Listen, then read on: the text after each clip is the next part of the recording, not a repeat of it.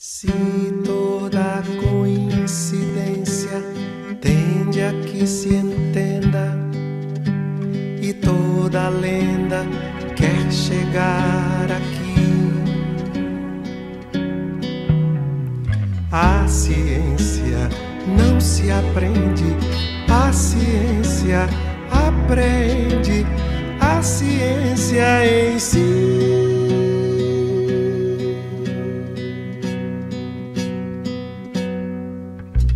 Se toda estrela cadente cai pra fazer sentido e todo mito. Olá, boa tarde a todas e a todos.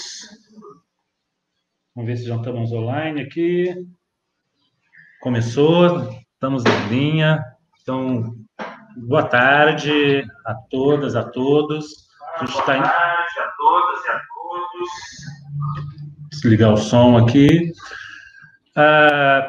Essa é a nossa 13ª edição do História em Diagnóstico, né, que é um projeto de extensão do curso de História da UENG, né, da Universidade do Estado de Minas Gerais, da Unidade Campanha,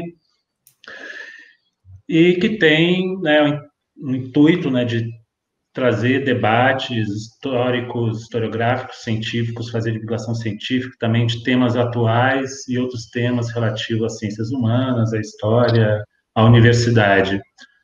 Hoje, né, estamos trazendo um debate sobre história, negacionismo, revisionismo no Brasil contemporâneo, um tema bastante atual e bastante, não só para a história, né, essa discussão do negacionismo, um aspecto mais amplo, né, da sociedade atualmente, que está sofrendo uma grande, né, ênfase, um grande movimento de negacionismo científico, historiográfico também, em outras áreas. E, então, como parte do nosso público são alunos, alunas da graduação, mas também temos um público amplo, né, para fora da universidade, fora da UENG, a gente trouxe esse tema para, primeiro, pegar, né, umas ideias básicas do que é esse negacionismo, revisionismo, e também um pouco mais profundo, né, de como nossos convidados aqui, a Sônia e o Matheus Pereira, né, o Matheus Henrique Pereira, que tem trabalhado bastante com esse tema, inclusive observando a atualidade dos discursos, né, históricos, científicos, dos negacionismos, pode trazer para a gente compreender, aprender um pouco aqui no nosso episódio. Bom, então a gente tem, né, antes de apresentar, a gente, como um projeto de extensão, né, tem as informações aqui embaixo para quem estiver interessado, né, assistindo interessado em ter o certificado de participação do evento de extensão, né, tem as informações sobre como, né, vai ter um formulário que vai ser colocado aqui do lado para vocês preencherem, eu acho que já está embaixo aqui também, e o nosso bolsista, né, do projeto, Luiz Felipe, ele vai entrar no meio aqui também, em um certo momento, para falar uma palavra, né, que quem estiver assistindo, quiser o certificado, tem que anotar para preencher o formulário, a palavra certificada, né, o Luiz Felipe vai nos trazer essa informação e alguns dados sobre o projeto. Tá? Bom, então hoje nós temos, né, como convidados a professora Sônia Menezes, da Universidade Regional do Cariri, né, ela é doutora em História pela Universidade Federal Fluminense, e é autora, né, de alguns livros, a Operação Midiográfica sobre a Folha de São Paulo, né, tem um artigo que a gente vai dela que a gente vai conversar aqui também, que alguns dos nossos alunos e alunas do curso, né, leram, né, Como Ensinar História a Homer Simpson. E o Matheus Henrique de Faria Pereira, professor da Universidade Federal de Ouro Preto, doutor em História pela UFMG. Entre as obras publicadas mais recentes está Atualismo, né? Atualismo 1.0, escrito em parceria com o Valdeir Lopes Araújo, e Do Fake ao Fato, né? Esqueci o subtítulo agora, sobre o governo Bolsonaro recentemente, inclusive que a Sônia também participou, publicando um capítulo. Bom, acho que agora, para a gente começar, né, eu gostaria que vocês, cada um de vocês pudesse, bem-vindos, bem-vinda, Sônia, bem-vindo, Matheus, pudessem falar um pouco, né, sobre o trabalho, a pesquisa de vocês, né, a trajetória, para a gente compreender um pouco, situar a discussão aqui. Sônia. Boa tarde, Leon. Boa tarde, Matheus. Boa tarde a todos e todas que estão nos assistindo nessa tarde de hoje, né? Nesse calor que está fazendo pelo Brasil, afora. Eu queria agradecer, Leon, o convite, né? Um grande prazer estar com vocês aqui, reencontrar Matheus, né? E todo mundo que está aí nos assistindo hoje. Bom, eu trabalho há alguns anos estudando as relações entre história e mídia, né? Pensando a produção do conhecimento e dos acontecimentos históricos a partir dessa relação dos meios de comunicação, né? Como é que essa produção midiática acaba instaurando uma produção de sentido não apenas para o presente, mas estabelecendo essa relação mais ampla com o passado, mas também com o futuro, né? Então, para investigar isso, eu trabalhei no meu projeto de doutorado ainda, essa investigação a partir do grupo de mídia Folha de São Paulo, que eu trabalho justamente o golpe de 1964, no espaço de 45 anos, investigando esses processos de retorno desse acontecimento e essas várias inscrições no tempo que são produzidas a partir do jornal. Em efemérides, em produtos que se propõem a trabalhar com a história, em produtos que se propõem a trabalhar o tempo. Mais recentemente, nos últimos 5 anos, eu tenho me dedicado a trabalhar com história a partir das redes sociais, né? Tenho feito uma investigação como esses conteúdos históricos são apropriados nas redes sociais, são apropriados por internautas, como é que esse debate ele se efetiva aí nesse campo nervoso das redes, das mídias, né, do Facebook, principalmente, que é uma das grandes plataformas que se mostra de maneira mais consolidada nesses debates aí, a gente pode pensar desde 2004 para cá, mas principalmente a partir de 2010, e eu trabalho, então, especificamente com temas vinculados a essa relação com o tempo presente.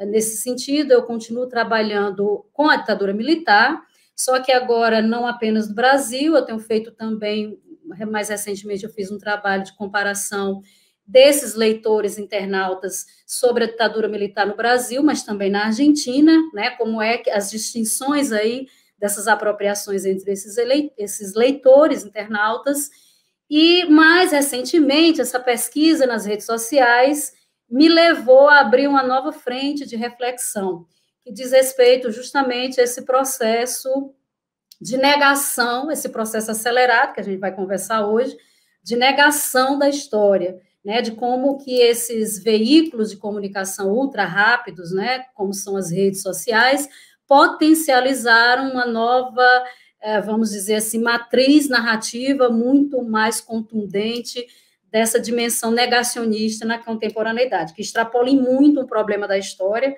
Hoje tornou-se um problema cultural, mas não vou me adentrar, não é que era só para falar um pouco dessa apresentação, então é isso. A gente vai conversando, então, ao longo desse bate-papo.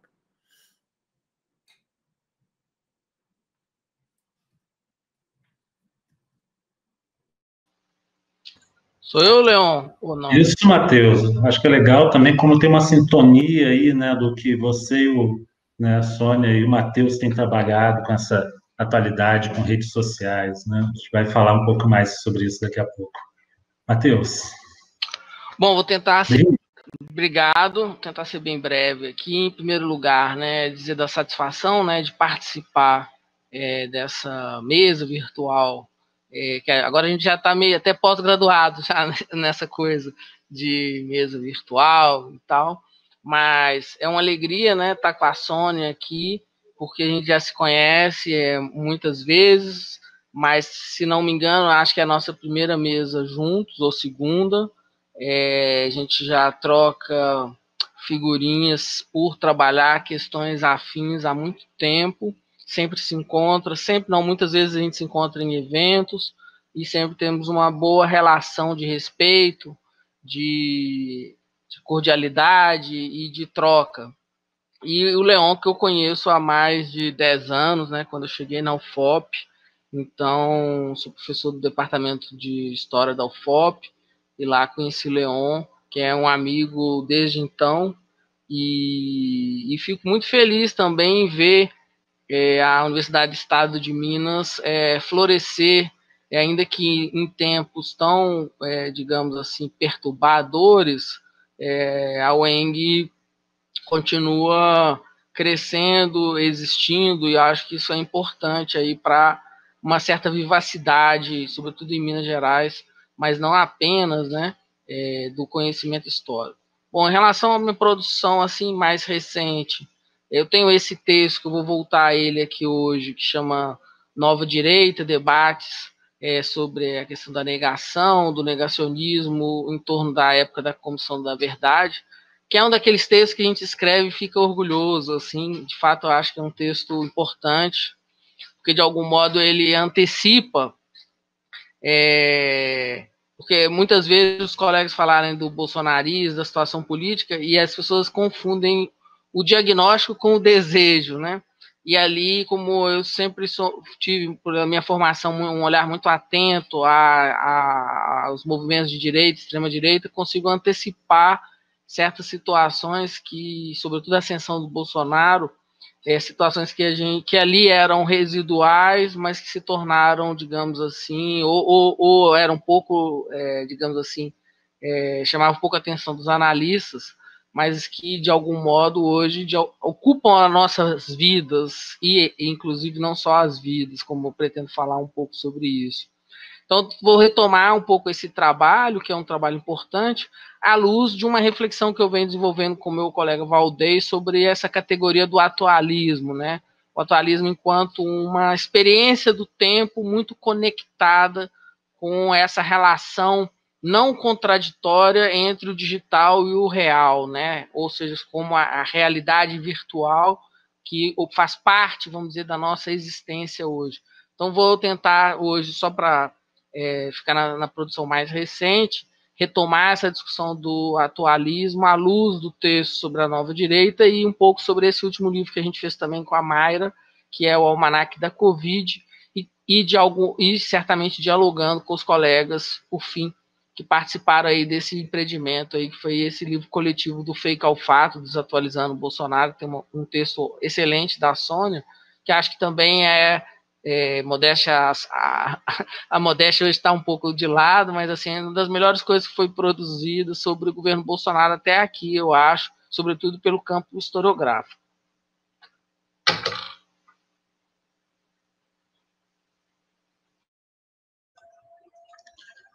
Bom, obrigado. Matheus, eu tinha esquecido de comentar, né, essa nossa proximidade, foi meu orientador no mestrado, né, foi um prazer, né, tê-lo conhecido. Eu estava saindo da graduação, entrando no mestrado, ele chegou na UFOP e acabou, né, trabalhando comigo essa temática da ditadura do tempo presente.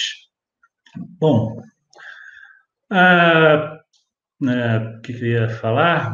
Sim, eu gostaria que vocês, né, tentasse agora, pudessem, né, fazer para a gente uma pequena discussão, uma apresentação, assim, diferenciar o que é o revisionismo, que até certo tempo atrás, né, era um debate mais dentro do mundo acadêmico, historiográfico, um embate até não muito recorrente, às vezes até um xingamento para algumas correntes, uma corrente ou outra dentro da historiografia, mas, né, de certa forma, o revisar é um ato constante da historiografia, né, sempre reescrevendo a história, né, conforme novas fontes, novos métodos, novas abordagens, novas discussões, e uma corrente do revisionismo que teria ido para, né,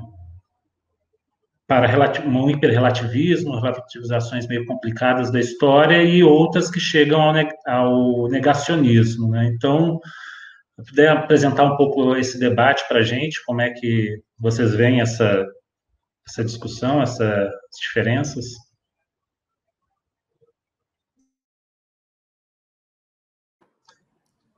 Eu? Pode ser.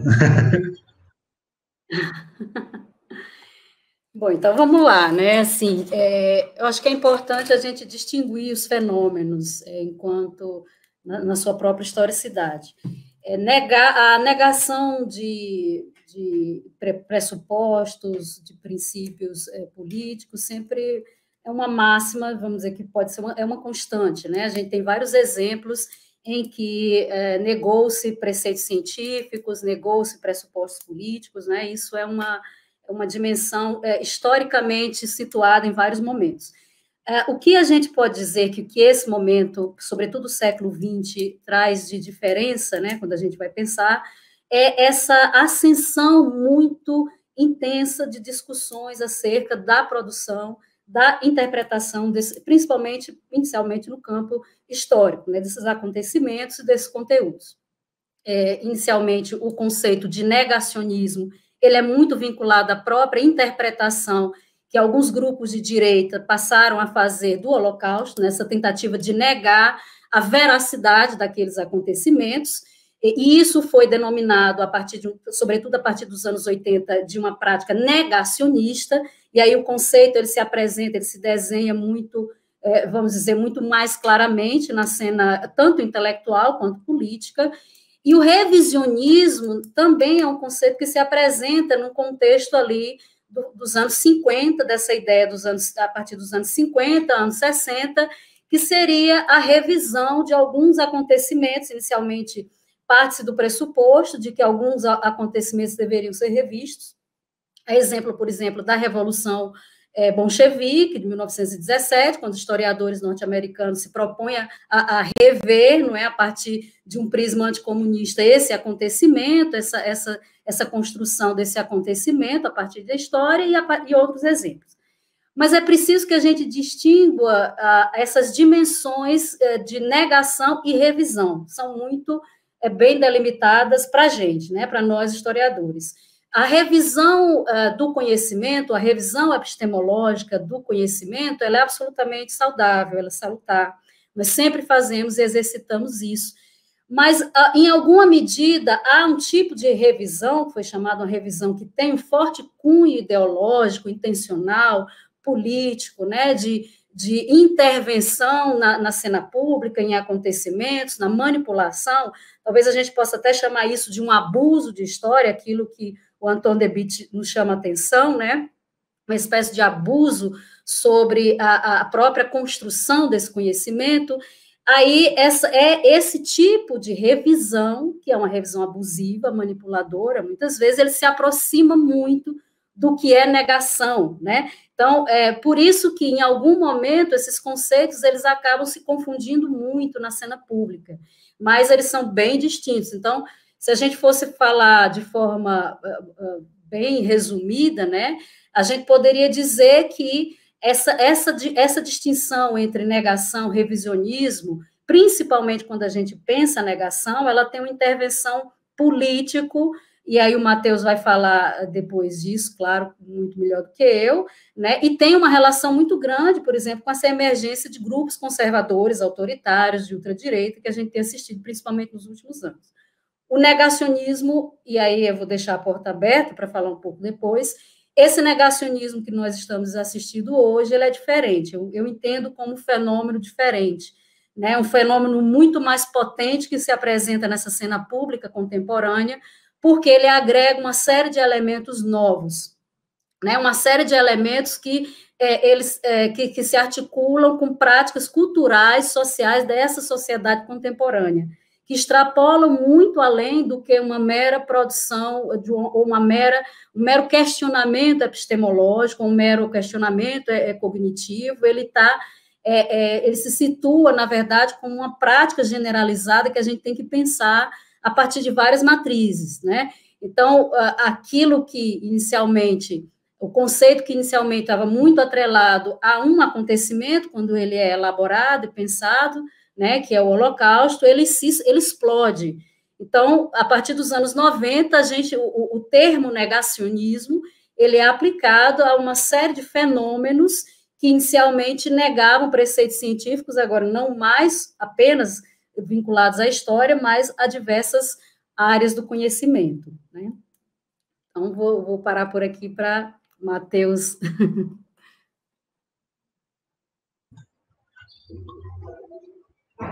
Matheus, complementar aí, já tem uma boa entrada no debate todo, né? Então, olha só, eu quanto mais estudo essas questões, menos eu tenho certeza dessas definições, desses dois conceitos. Por quê? Porque eles são hoje, tanto o revisionismo quanto o negacionismo, conceitos políticos sociais. Então, eles fazem parte da nossa vida social, da disputa política, e são menos conceitos acadêmicos, propriamente ditos, do que conceitos...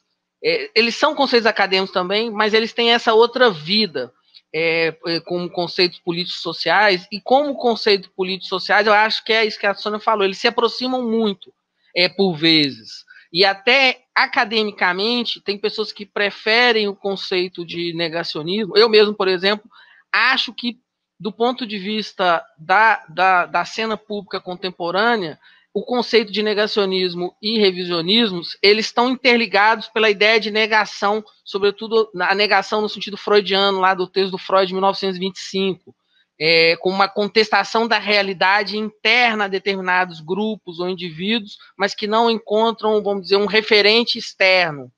É aquela pessoa que, de algum modo, nega alguma coisa que todo mundo fora ela mesma tem certeza que não é, que existe uma outra verdade oculta que precisa ser revelada, etc. Então, sinceramente, eu acho que e algumas pessoas preferem dizer que o conhecimento histórico não faz revisão, não existe revisionismo dentro do conhecimento histórico, já que é um conceito polêmico, existe revisão. Mas também isso eu acho que é polêmico. O meu ponto é, como a Sônia mostra no texto dela, e ela falou um pouco disso aqui, o conceito de negacionismo ele entra muito fortemente na cena pública, sobretudo mais recentemente, nos últimos 10 anos, 10, 15 anos, e ele ocupa um espaço que o conceito de negacionismo ocupava. Então, onde eu quero chegar? Eu quero chegar que é difícil, por vezes, delimitar do ponto de vista histórico-social, a diferença entre os dois conceitos. Mas o que eles têm em comum, muitas vezes, nos seus usos, ainda que a gente possa definir as diferenças? O principal, ao meu ver, é a justificação do injustificável. Então, em geral, do ponto de vista político-social, tanto o revisionismo como o negacionismo, eles procuram justificar o injustificável por meio de estratégias de dissimulação da realidade, que às vezes beiram a mentira, e aí quando a gente está falando muito da mentira atualmente, o conceito de negacionismo está mais próximo da questão da mentira pura e simplesmente, e a dissimulação fica mais próximo da esteira da questão do revisionismo. Mas o que eu acho que eles têm em comum são tentativas de justificação do injustificável por meio da dissimulação. Então, é uma contestação de representações da realidade. Acho que esse é o núcleo comum.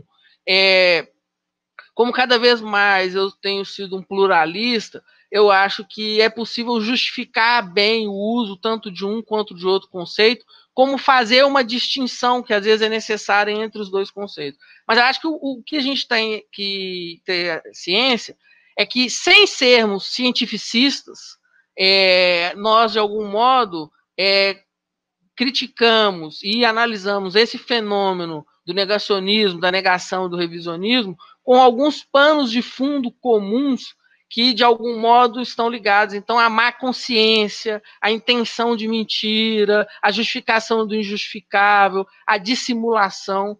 E é importante dizer, então, que é um fenômeno mais complexo do que a mentira, pura e simplesmente. Por isso que ele é esse fenômeno contemporâneo, ele é um fenômeno complexo, sobretudo quando ele se agrega à questão das fake news e da desinformação.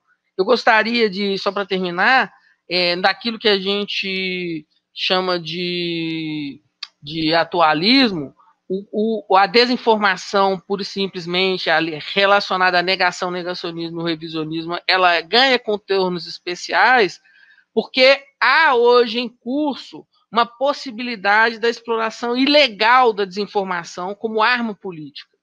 Então, é por isso que esse pano de fundo que une, talvez, a ação por trás desses fenômenos que nós nomeamos como negação, negacionismo e revisionismo, o que a gente tem visto hoje é a exploração ilegal mesmo da desinformação e da mentira, da dissimulação, das brechas do trabalho de configuração narrativa como arma política por meio de sistemas paralelos de comunicação.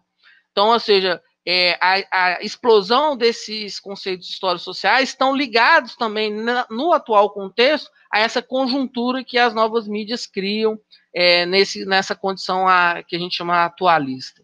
Bom, enfim, não sei se eu esclareci ou confundi um pouco mais a questão. Não, ótimas reflexões também. A gente tem sempre, né, também se questionar acerca dos conceitos, né? Senão a gente vai reproduzindo o que está mais além, né, dessa construção das forminhas, né? Bom, um dos temas, né, dos principais temas no Brasil em relação à negação, ao negacionismo histórico, às críticas, aos revisionismos, né, tem sido a ditadura militar, ou civil militar, ou empresarial militar, conforme o gosto, segundo alguns, o movimento de 64, mas, né, outros temas também têm vindo à tona, né, nesse processo de negações, né, como a escravidão, a revisão do período monárquico, por exemplo, entre outros temas. Mas vocês que trabalharam, né, já discutiram, né, estudaram a questão da ditadura civil-militar, né, e da sua produção, né, gostaria que vocês falassem um pouco sobre essa abordagem, né? Acho que primeiro a Sônia, né, um pouco a questão da Folha, também que você tem trabalhado mais sobre essas novas abordagens, e depois o Matheus também sobre as novas direitas, né? O texto que ele já comentou aqui, que tem sido bastante importante na historiografia recente também sobre o tema. Sônia. Só um momentinho, só avisar aqui que, né, o Luiz Felipe, né, vai estar anotando aqui para nós as questões. Vocês podem fazer questões aqui no chat aqui do lado, e o Luiz Felipe, nosso bolsista, depois vai trazer algumas delas para a gente, né, para vocês responderem, para a gente debater aqui.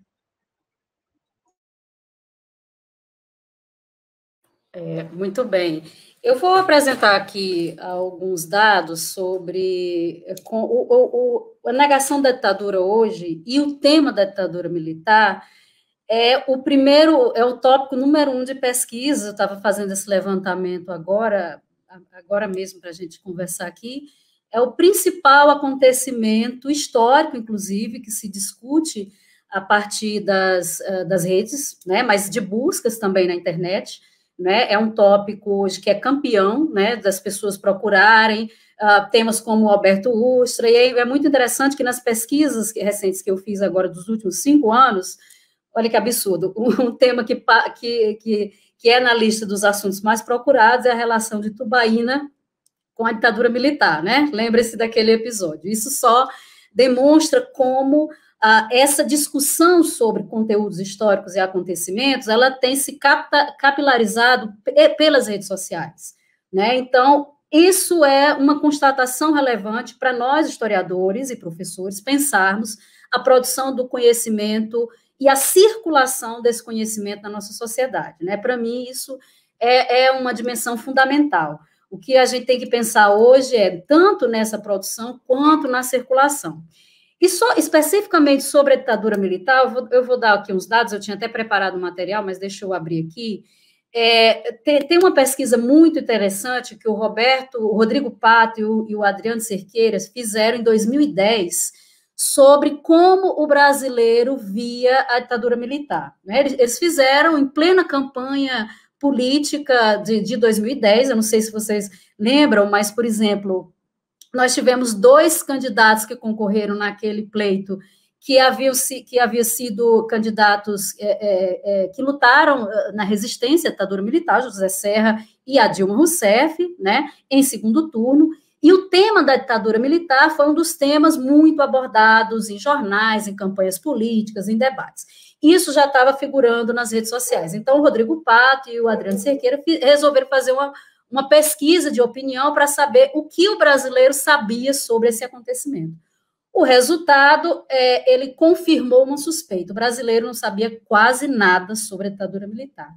80% da população, da amostragem, né, preciso dizer que eles fizeram uma amostragem com 3 estados e o Distrito Federal, Paraíba, Pernambuco, Distrito Federal e Minas Gerais, se eu não me engano, e o que se constatou, são vários dados, não é? Principalmente, uma das perguntas era o que ele lembra, o que as pessoas lembravam sobre os anos 70, muitas responderam que lembravam, aliás, a esmagadora maioria lembrava da Copa de 70, mas não lembrava dos episódios, dos acontecimentos sobre o golpe, sobre a ditadura militar. Isso é uma constatação importante para a gente entender que, sobre uma base de esquecimento, nós estamos vivendo um momento de negação. Então, nosso problema é duplo.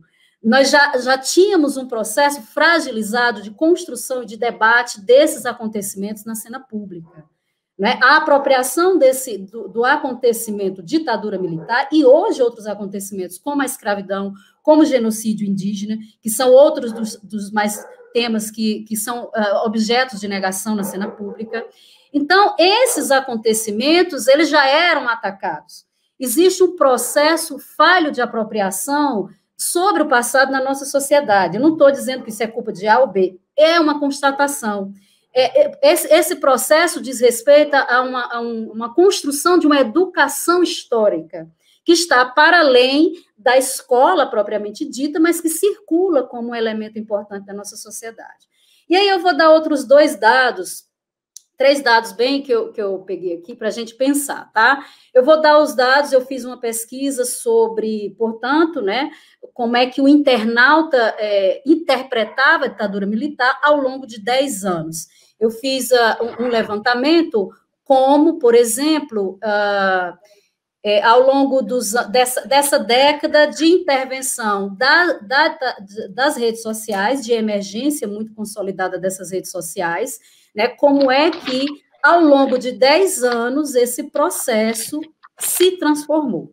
Então, eu vou dar só 3 dados para vocês de 3 anos, né, que são do ano de 2010, do ano de 2011, o ano de 2010, quando dessa candidatura, né, da candidatura a presidente da República, em que nós tivemos 2 candidatos que haviam lutado na ditadura militar, resistido, né, feito parte de organizações de resistência da ditadura militar.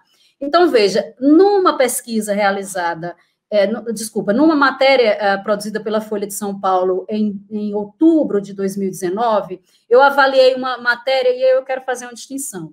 Até 2010, 2011, grande parte das interações dos internautas e leitores se dão nos sites dos jornais. A partir de 2015, nós vamos ter uma mudança profunda.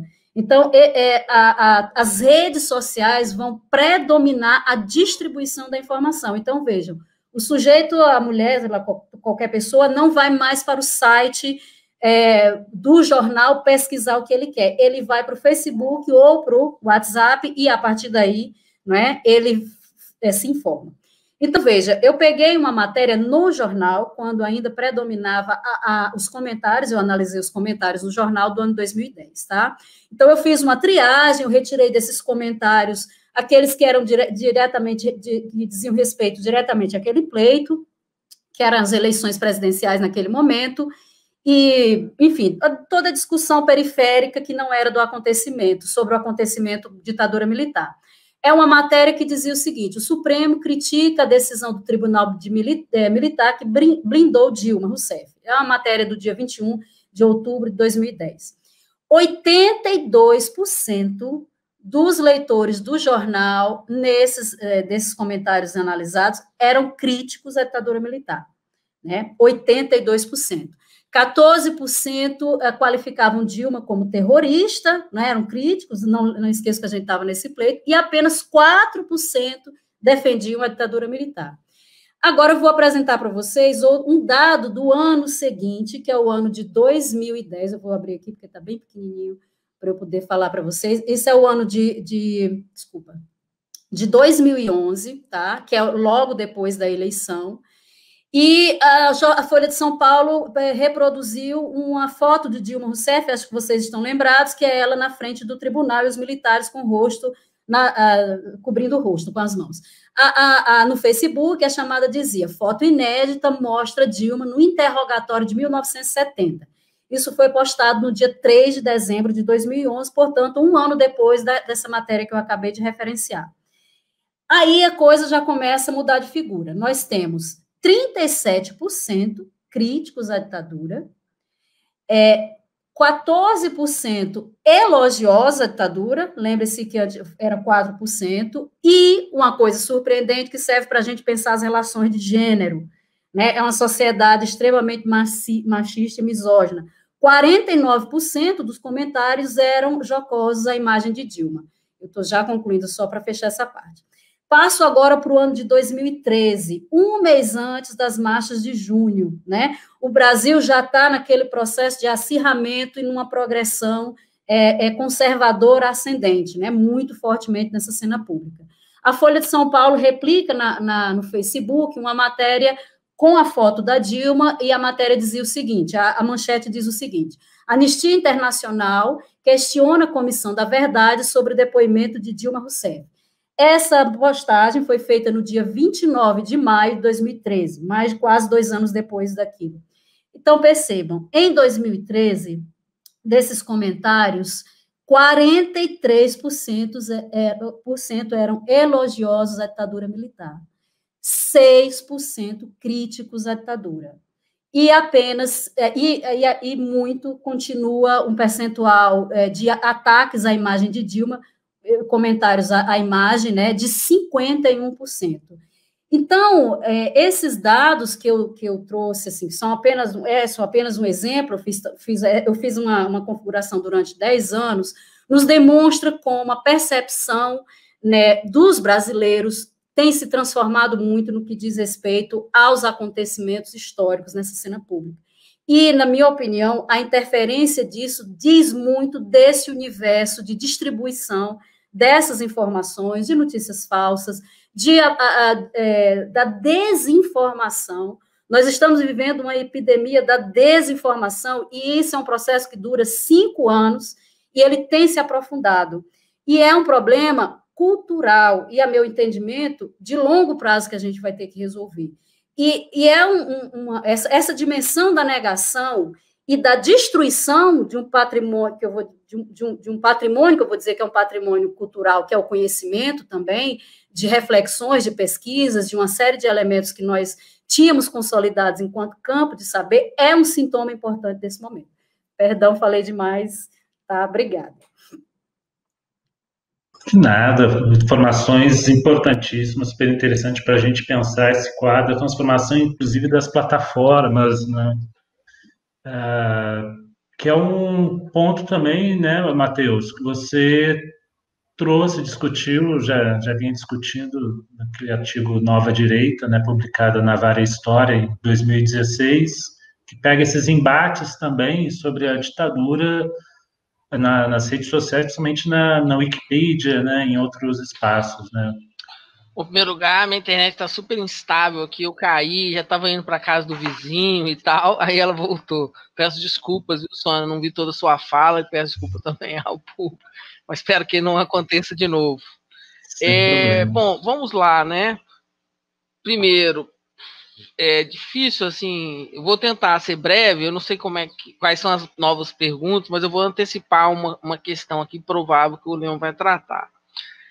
A questão que eu queria tocar é o seguinte, que nós, nesse momento agora, nós somos testemunha em tempo real das consequências de uma política de negacionista ou até revisionista, ou seja, o que a gente está assistindo com a banalização das mortes, as mortes em grande escala durante essa epidemia, e a postura desse governo criminosa em relação à pandemia, também nos coloca o tema, porque nós somos, quando a gente fala de ditadura, tem já um tempo transcorrido, a maior parte de nós não viveu aquele tempo. Então, nós estamos vivendo um período e uma situação cujas consequências de uma política de negação nós somos testemunhas cotidianamente. Então, acho que esse é o primeiro ponto. E aí, fazendo a relação entre a questão... E aí, como entender esse momento negacionista que nós estamos vivendo, sobretudo em relação à pandemia? Eu acho que, em parte, tentando fazer aqui, então, uma coisa do presente para o passado, né, uma retrospectiva, eu acho que, em primeiro lugar, o governo Bolsonaro é um governo onde a negação ocupa um lugar central. Tanto é que a figura do Bolsonaro ela se constrói publicamente em função de falas de cunho negacionistas. E é um governo que nega a história, que nega o racismo, que nega o patriarcalismo, que nega o machismo, que nega o direito dos índios e dos povos originários a terem direitos de ter uma vida diferente, que nega a própria diferença. Nessa constelação de, vamos dizer assim, de negações, para ser mais preciso, né? E dentro da ambivalência da negação, que é diferença e é contraposição ao mesmo tempo, nessa constelação de negações, a negação à ditadura ocupa um lugar central. Então, ou seja, há uma íntima relação, e aí a gente pode dizer, inclusive, porque os militares estão participando, esse é, de fato, do meu ponto de vista, um dos revisionismos historiográficos recentes foi essa discussão da ditadura militar para a ditadura civil-militar, tem gente que é favorável, tem gente que não é. Eu acho que a gente pode dizer que a ditadura ela foi militar-civil. Esse governo atual é um governo civil-militar. Né? Se a gente quiser colocar a coisa na sua ordem, o meu ponto, então, em relação à questão que o Leon coloca, é que a negação à ditadura, que tem um lugar central no bolsonarismo, que tem uma relação direta com os crimes que nós estamos vendo praticados nesse momento, nascem com a próprio golpe. Ou seja, o próprio golpe ele se autodenomina como uma revolução. Então, a negação ela começa na própria instauração desse acontecimento que tem efeitos até os nossos dias de hoje. Sobretudo nesse governo que tenta restaurar talvez alguma política ou alguma ideologia e alguma perspectiva que teria sido derrotada do ponto de vista da memória ou da vida social ou do processo histórico real na situação contemporânea.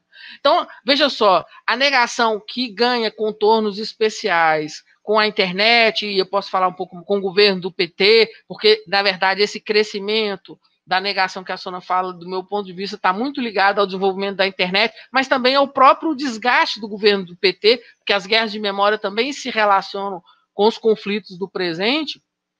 Ela nasce com a própria ditadura, que depois é a negação das torturas e das políticas de desaparecimento como políticas de Estado, é a própria negação do autoritarismo, porque vai se dizer que havia eleições e que o golpe não existiu, e que, por fim, é consagrada na lei de anistia, que consagra a impunidade. Então, e, por consequência, a ausência de arrependimento, que são os dois grandes legados, eu acho, da lei da anistia, que é, de algum modo, a ausência de arrependimento e a ausência de punição. Então, o que justifica, do meu ponto de vista, há uma ambiguidade, eu estou misturando vários termos aqui, não sei se estou sendo claro, mas há uma ambiguidade nas políticas do Bolsonaro em relação ao Covid, que, por um lado, na reunião lá do dia 21 de abril, ele deixa claro que tem medo de ser preso, e todo mundo que está ali, porque ele sabe que está cometendo crimes, e outros elementos nos levam a crer, mas por outro, que eles têm medo, mas por outro lado, há também uma certa convicção de que nada vai acontecer.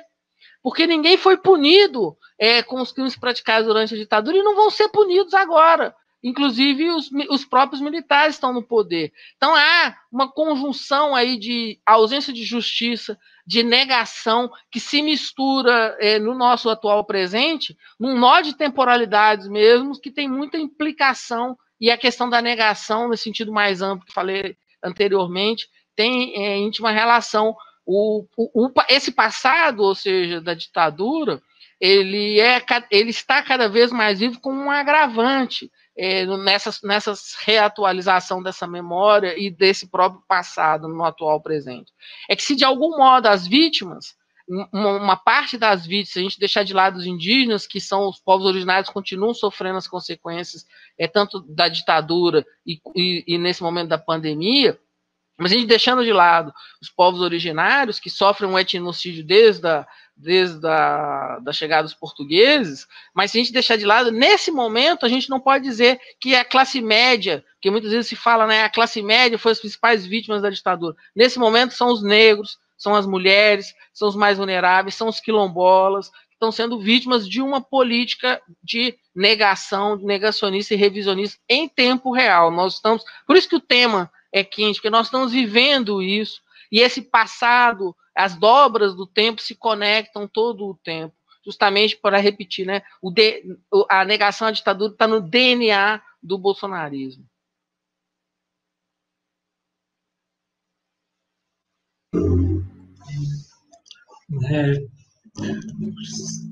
Dentre os vários pontos que você trouxe, aí um que é importante até pensar, né, sobre esses outros sujeitos, né, na própria ditadura, que foram, né, negados na historiografia por muito tempo, né, que são os negros, as mulheres, os indígenas, que estava fora de uma historiografia, né, da violência, da repressão, né, que só foi revisado agora. Está sendo, né, aos poucos, vários outros sujeitos também, as políticas, né, e sobre essa coisa da memória, né, nesse sentido, né, já a Sônia trouxe a questão da pesquisa, né, do Rodrigo e do Adriano Cerqueira, do Rodrigo Pato, né, às vezes também você vai perguntar em certos espaços, na memória que certos grupos sociais vão perguntar, o pessoal da periferia, né, que viveu na periferia, na favela, né,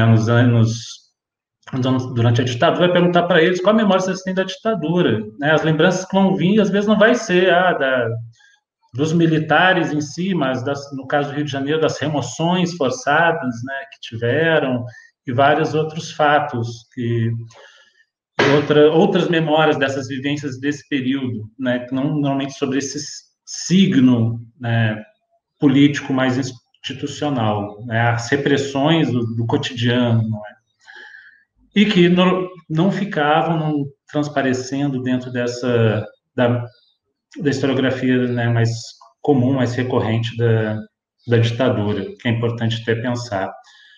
Bom, antes da próxima rodada aqui, Luiz, trazer o Luiz aqui para ele comentar, né, sobre a palavra certificada, sobre certificados. Luiz, aqui, Luiz Felipe é nosso bolsista de extensão. Boa tarde, Luiz. Boa tarde, Leão. Boa tarde, Sônia. Boa tarde, Matheus. Tá vendo que tá rendendo bastante o vídeo.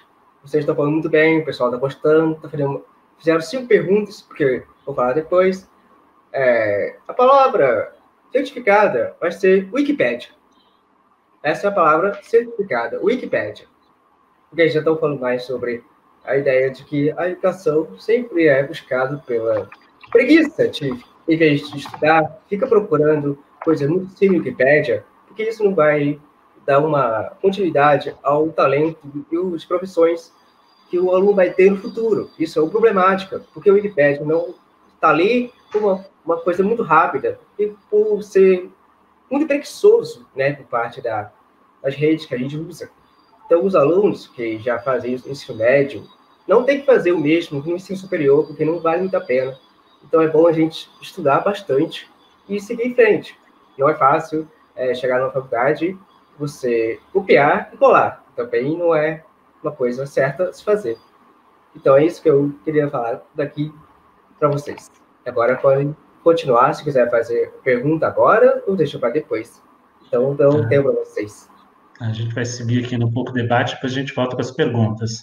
Então, seguinte, né, certificados, tem essa palavra certificado, Wikipédia, e aqui, estou colocando aqui também, né, é o link que tem para o formulário para fazer a solicitação, né?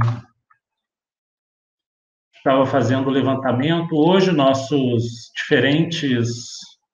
Você lembra aí, Luiz Felipe, qual o número, diferente quantidade de visualizações já do nosso História em Diagnóstico? Foi feito o levantamento hoje, se puder trazer essa informação para a gente depois, no 13º episódio, e com esse princípio também de pensar a história pública, trazer, ampliar o debate, né?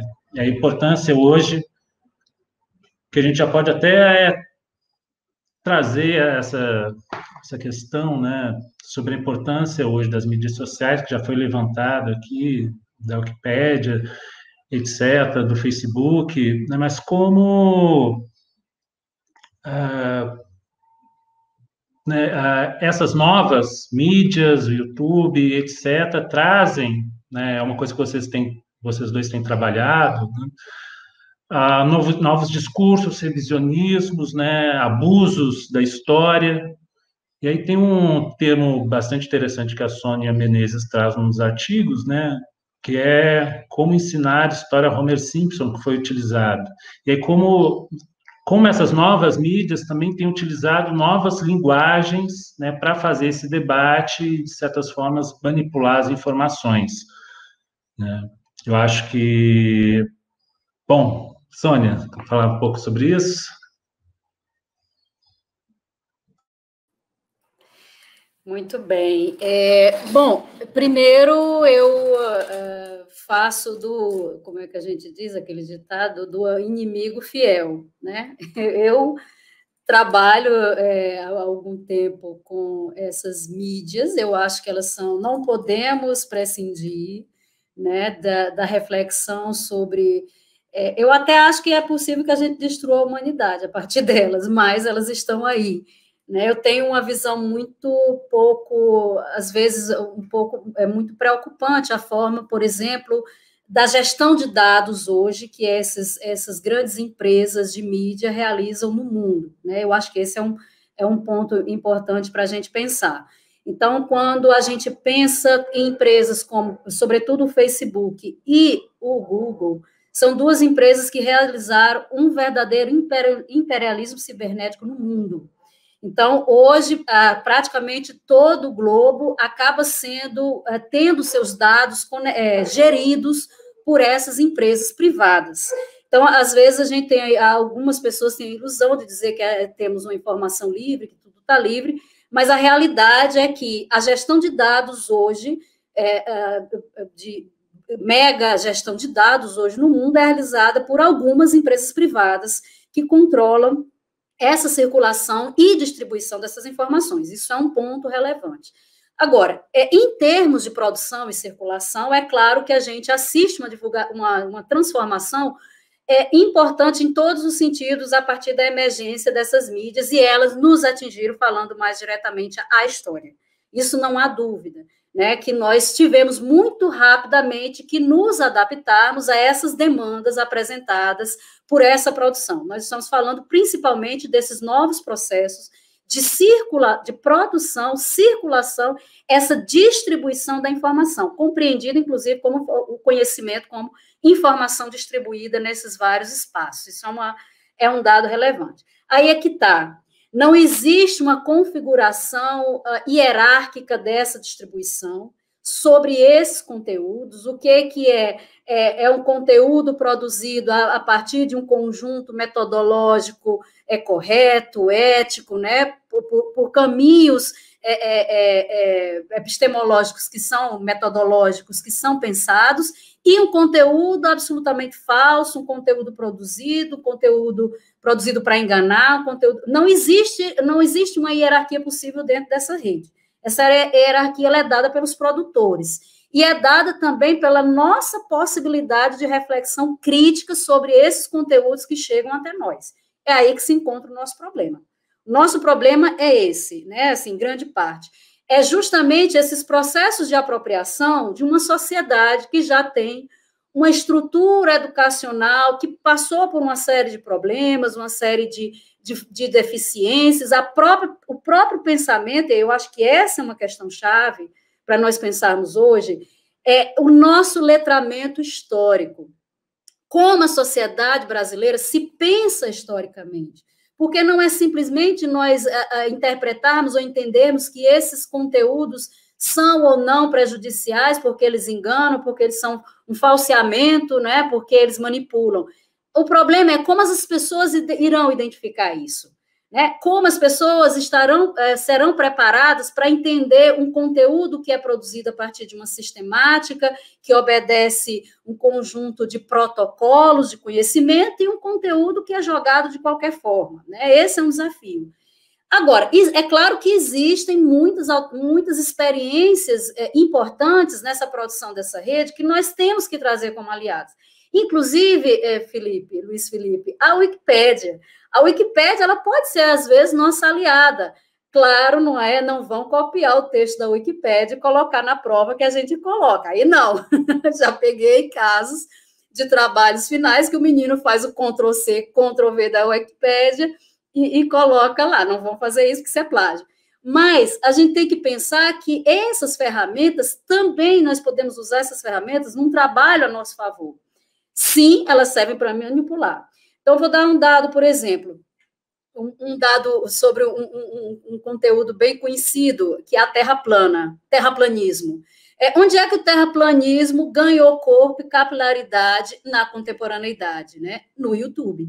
As principais teorias de conspiração, e aí a gente se depara com essa outra ramificação, porque você tem o negacionismo, você tem as teorias da conspiração, e às vezes as duas coisas se juntam. Né? Esses elementos, eles se juntam para produzir a tempestade perfeita, que é o caso, por exemplo, ao terraplanismo, que é alguma coisa bizarra, uma teoria absolutamente bizarra, que circulava em circuitos fechados e eram risíveis, e que ganha hoje uma exposição a ponto de ter um documentário no Netflix, uma grande empresa de streaming, para discutir algo absolutamente indiscutível, não é? E aí, esse é o ponto que nós chegamos, e é um ponto difícil de gestão. Então, quando eu chamei a atenção, eu vou dar só um exemplo como isso é preocupante. Nos últimos 5 anos, eu fiz uma pesquisa no Google Trends, né, dos principais temas sobre o conceito de negacionismo. Eu fiz uma pesquisa entre os anos, estou trabalhando com isso, entre os anos de 2015 a 2020.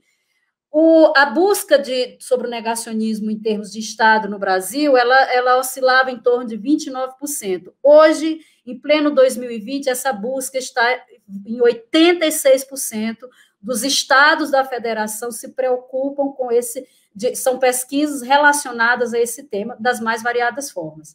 Então, isso nos indica que nós temos essa presença capilar desse conceito, por isso que eu disse, Matheus chamou muito bem a atenção também, esse conceito está muito além dessa dimensão epistemológica e acadêmica que nós discutíamos.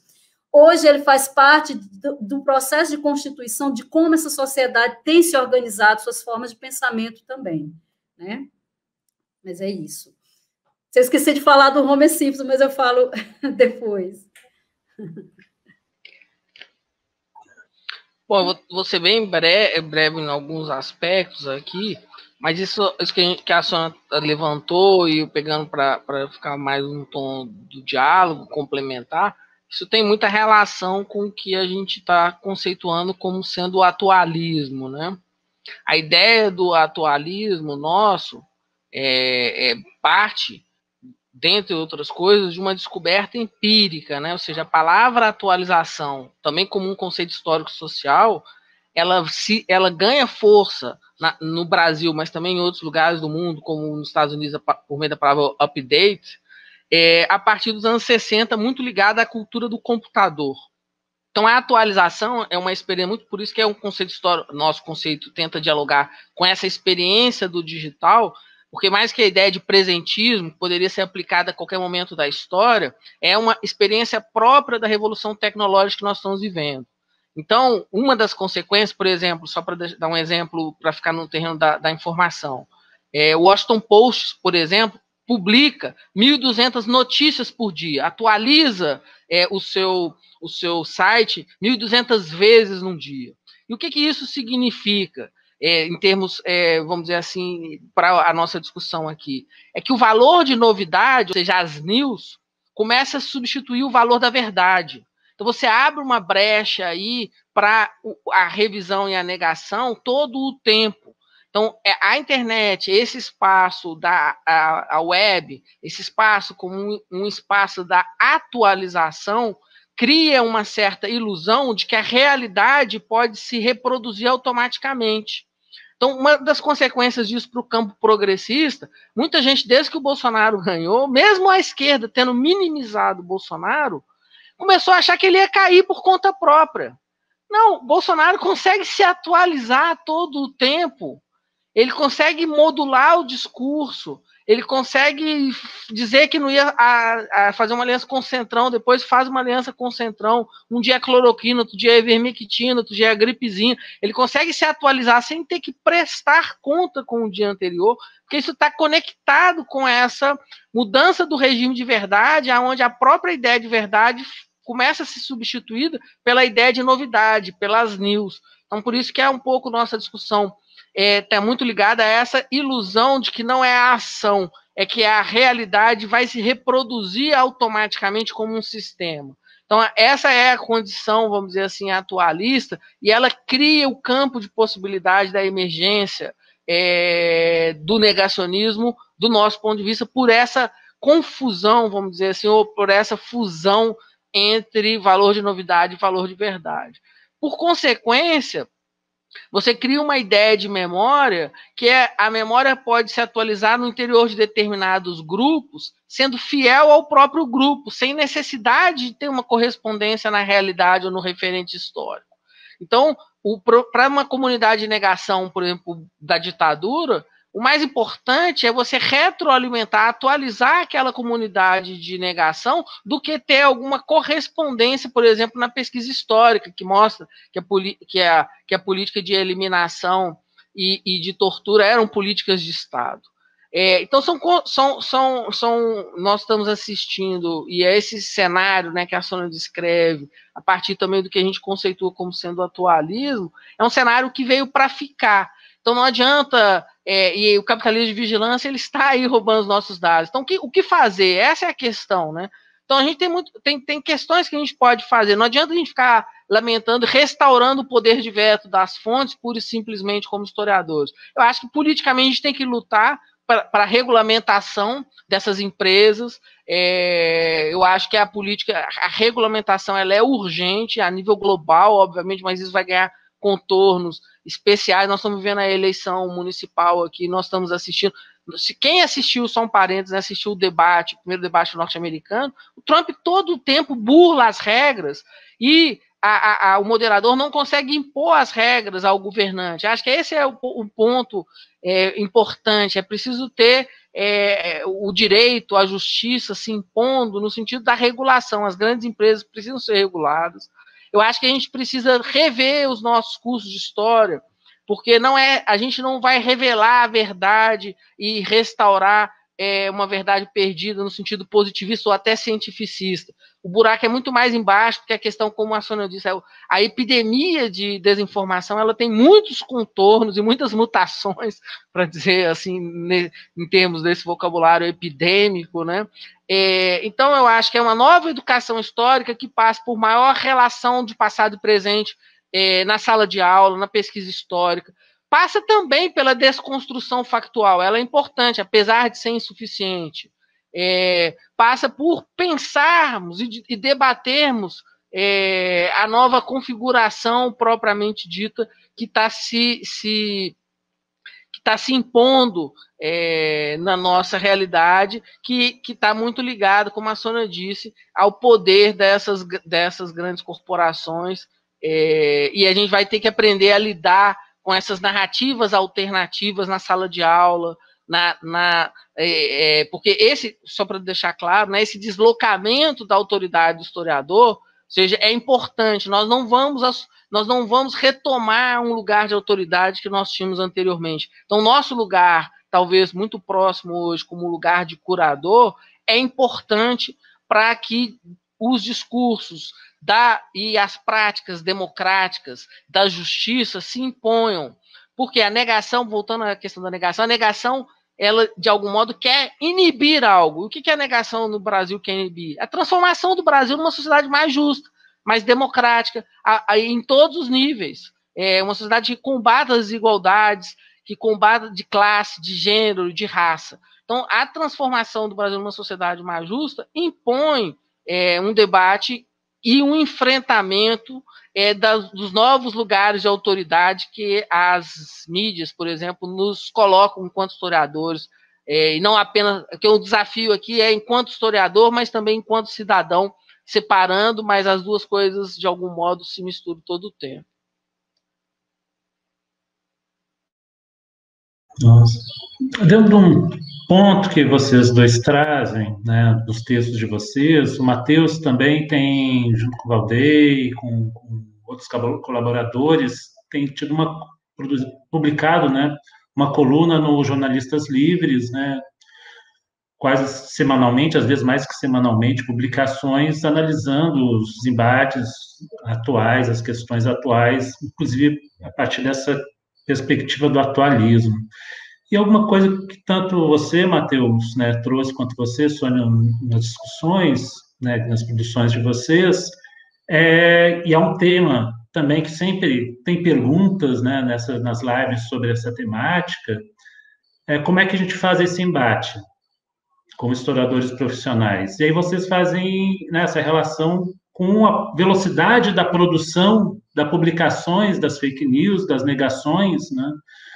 Então, como é que a gente pode, né, pensar essa disputa de memórias e de passado em tempos de fake news?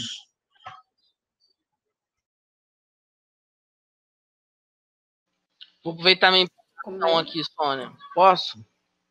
Furar a fila. Vou ser bem rápido, eu acho. Não, eu acho assim, quando você vê os vídeos do Brasil Paralelo, a primeira coisa que a gente tem que pensar, por exemplo, conversei muito com o Fernando Nicolás, eu não sei se ele estava aqui, gostaria muito que ele escrevesse um texto, ele quer fazer um vídeo sobre o Brasil Paralelo, e ele está certo, ou seja, a gente tem que ir além da dimensão textual da história. Então, um desafio é esse, a gente enfrentar a dimensão pós-textual. Mas a dimensão textual também é importante, isso que a gente tem feito, né, de tentar escrever para o grande público, tentar mostrar a complexidade da situação que a gente está vivendo e sair dos nossos enclaves. Agora, a palavra enclave está sendo substituída a ideia de bolha, que talvez ela represente melhor o que é a bolha, né? Porque quem vê a Record tem uma visão da realidade, quem vê a Band tem outra visão da realidade, não é só nas redes sociais que isso ocorre. Então, também criar esse contraponto, que é o contraponto da educação pública, né? Por que a gente é contra o ensino privado, o ensino doméstico? Porque se tiver, por exemplo, um pai que abusa da criança, é na escola que ele vai entender que isso é crime, que é possível, que isso não é normal. Então, a socialização pública e políticas públicas de combate à desinformação, a regulação, são super necessárias. Do nosso ponto de vista, e a história não vai salvar o mundo, mas a gente pode fazer alguma coisa. Ampliar o auditório é muito importante.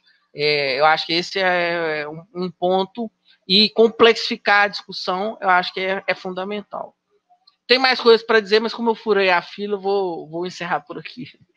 Sônia, obrigado por me deixar ultrapassar aí nesse momento. Porque eu estou com a resposta da língua. Imagina, Matheus, se você quiser continuar, tá ótimo. Bem, eu vou concordo totalmente com isso que Matheus acabou de colocar. Na verdade, eu sou uma defensora disso há muito tempo, sobretudo sobre dois aspectos, não é? Eu acho que nós, historiadores e historiadoras, temos que ocupar o espaço público.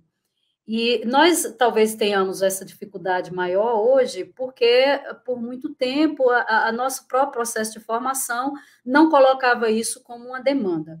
É claro que eu não sou ingênua de imaginar que nós iremos conseguir tão facilmente combater negacionismos e uma produção tão acelerada.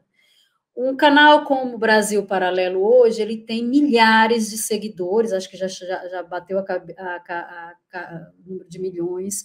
Outros canais que discutem história, como a meninada conhece todo, como o canal Nostalgia, que é o do Castanhari, a última vez que eu olhei, tinha 23 milhões de seguidores. Então, isso para nós historiadores e historiadoras é da ordem da impossibilidade, porque a gente tem que entender, pelo menos eu compreendo dessa forma, a gente tem um processo muito acelerado que está em curso, que demanda todo um processo de estrutura cognitiva, de pensamento, de atuação e de mobilização de recursos, para os quais o próprio processo de construção do conhecimento histórico não foi preparado.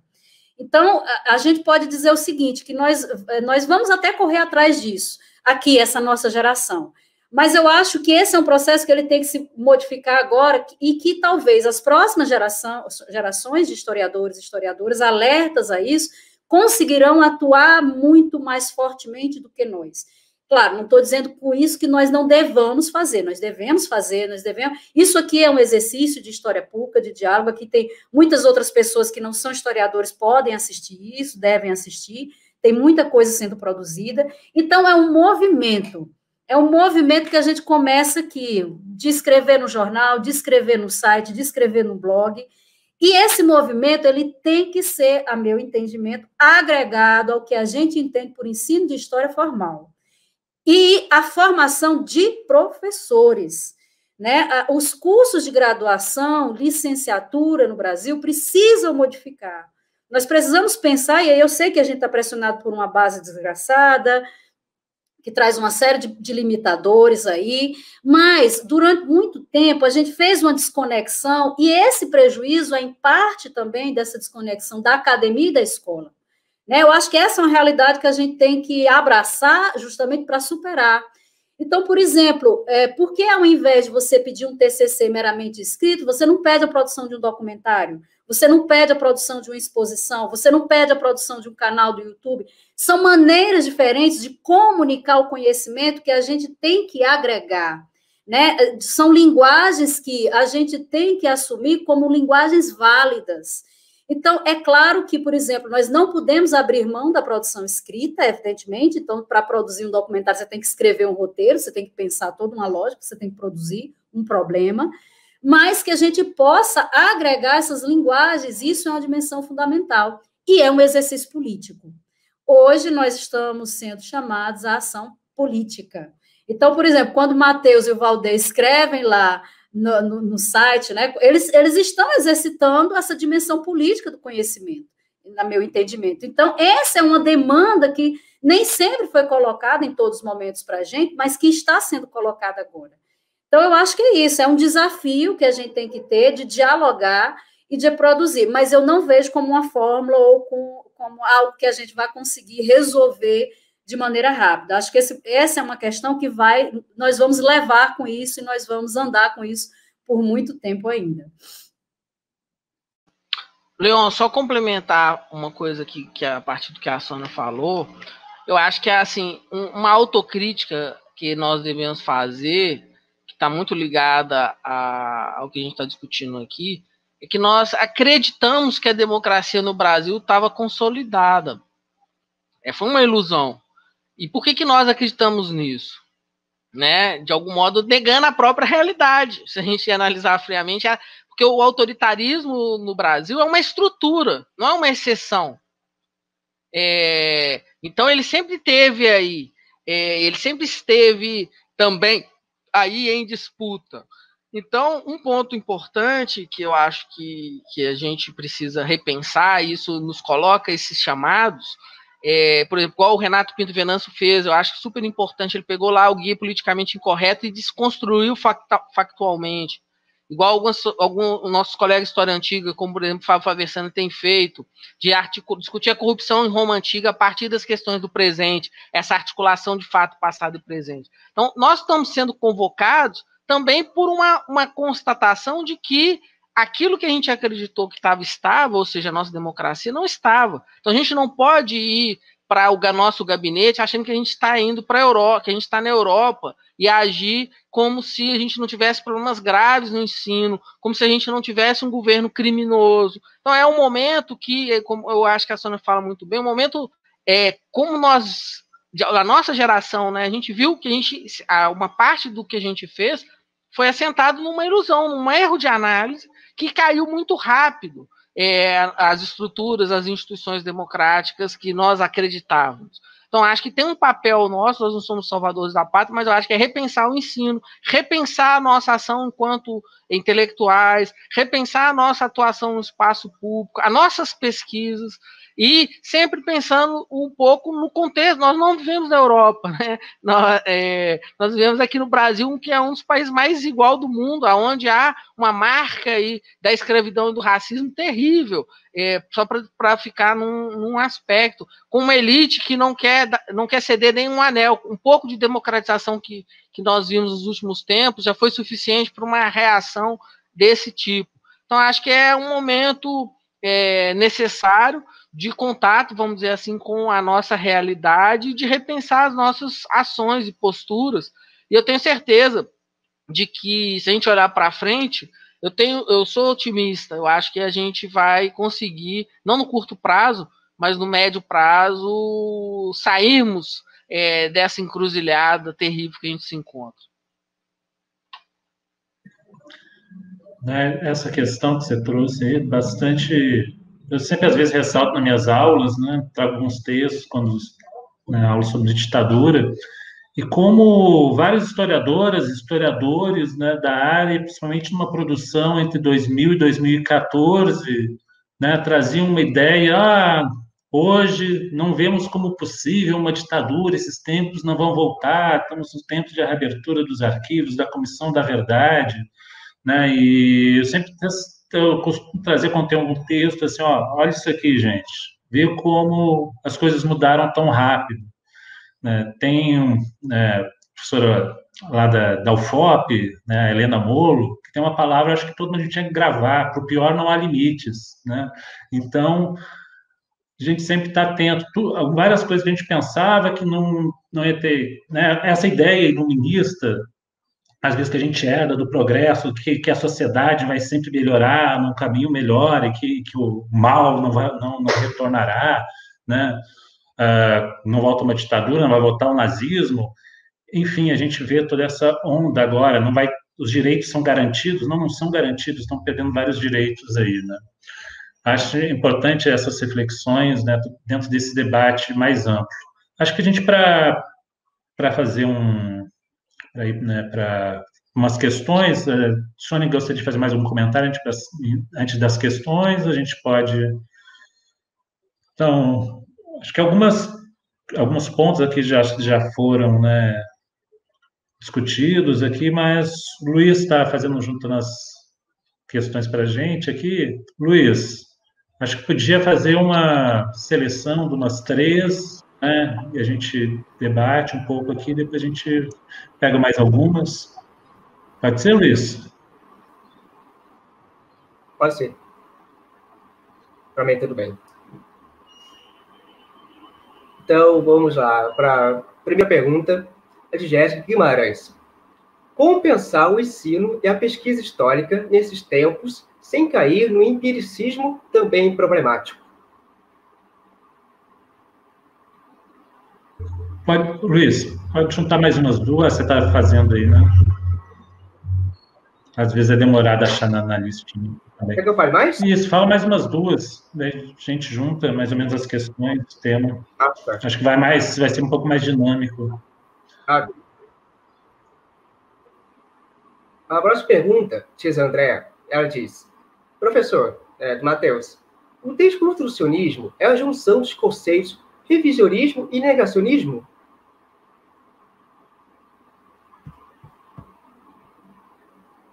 Terceira pergunta. Professor José Erivan, seria o sinônimo de mau caratismo o negacionismo? A quarta pergunta, de Breno Rocha. Boa tarde.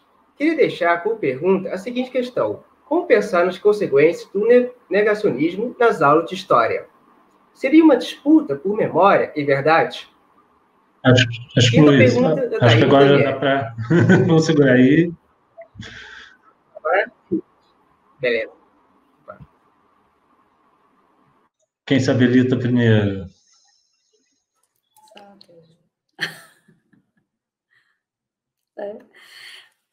Então, ótimas questões. Eu vou me ater aqui, sobretudo, a essa discussão do ensino, né? São 2 questões que congregam, que eu tenho me preocupado muito hoje.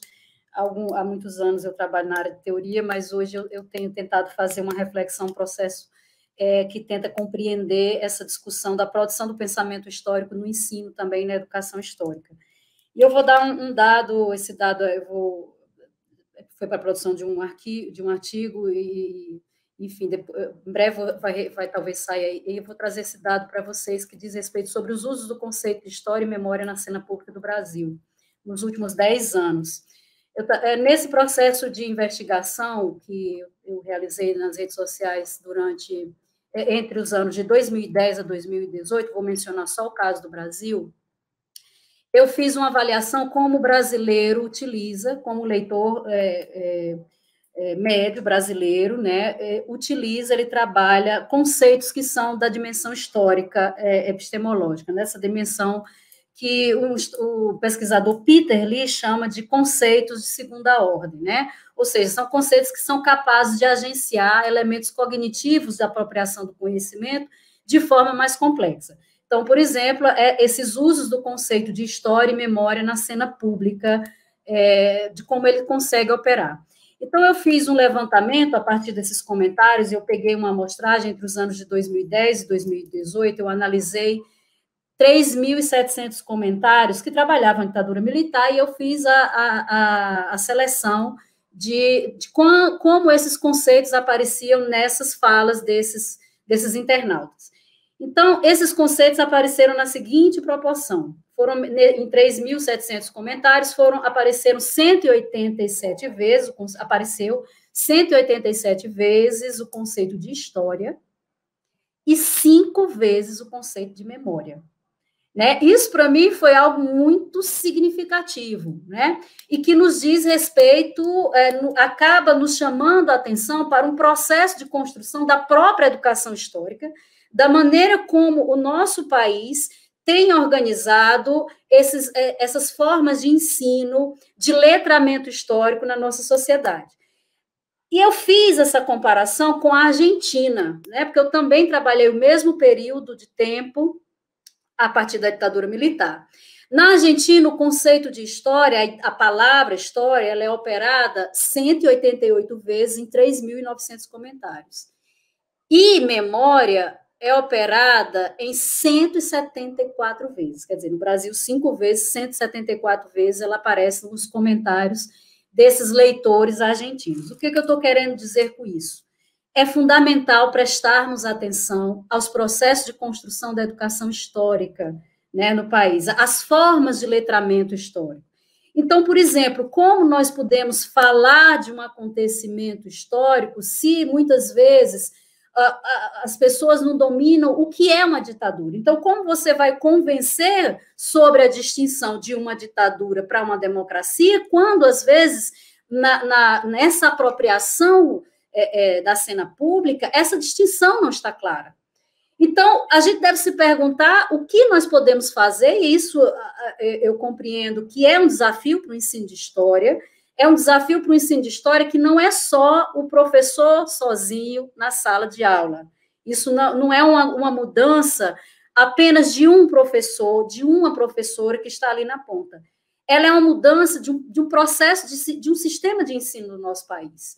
Né? Então, quando, por exemplo, o Rodrigo Pato lá, e o Adriano Cerqueira fazem uma pesquisa de opinião e constatam que 80% daquela amostragem, daquelas pessoas, 80% não sabiam o que era ditadura militar, nós temos que parar para pensar, né, sobre esses processos de organização desse conhecimento histórico na cena pública.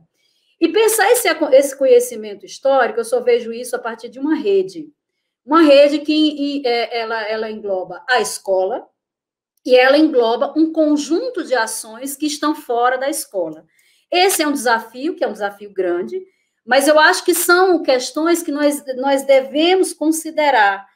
E não existe, para a última questão, sobre o negacionismo, não é uma disputa entre memórias, negação, a gente levar um conhecimento, o negacionismo, a afirmação negacionista, não é uma disputa de memória. Nós estamos falando de uma fraude, nós estamos falando de uma falsificação. Disputa de memória é outra coisa. São processos de interpretação da experiência que os sujeitos elaboram.